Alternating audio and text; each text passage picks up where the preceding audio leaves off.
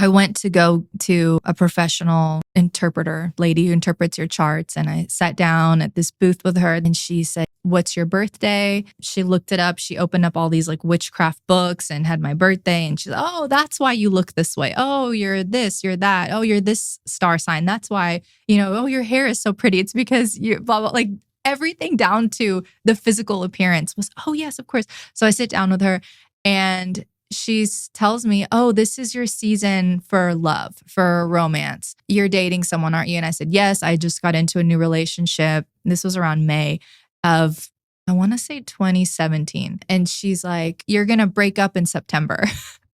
And I was like, "You're probably going to break up with this guy in September." And I was like, "Okay." And then she kind of said some other things that I don't really remember, but that stuck out to me for some reason. And that year in September, that was the year and the month that I hit rock bottom and I threw away all of the crystals that I had, all of the astrology stuff, the new age. And the Holy Spirit said, "Break up with him. Like, break up with this man. He's not your husband. He's not of God." He was into new age too. And I did. And so I was like, well, that was weird. She actually said it and it happened. But I think too, number one, that the Lord told me to do it. So I don't credit her or anything, but I mean, what she said happened. And I talk about this in the book. When we go to psychics and we go and get our fortunes told, I don't think that they can necessarily see the future. I think that they assign demonic assignments and demonic spirits. So the word for the spiritist, like a knower in the Bible, is the word in Hebrew. And when it's translated into English, it means water skin, which is like a water bottle. So what do water bottles do? Like they hydrate you, like they pour into you.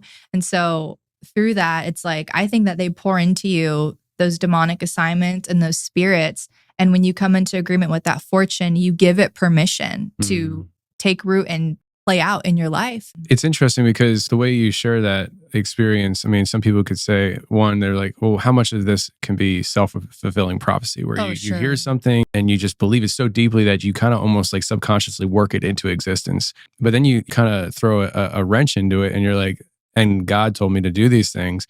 And that presents a whole level of complexity, I suppose, when it comes to the traditional Western Christian understandings of the spiritual realm. So you're saying a psychic told you something that was going to happen and it did happen, but in that process, it happened because God told you to make it happen. It was when I got saved and I turned away from astrology. I'll rebuttal this if anyone says it's a self-fulfilling prophecy. I didn't break up with the guy out of nowhere. That day I found out he cheated on me.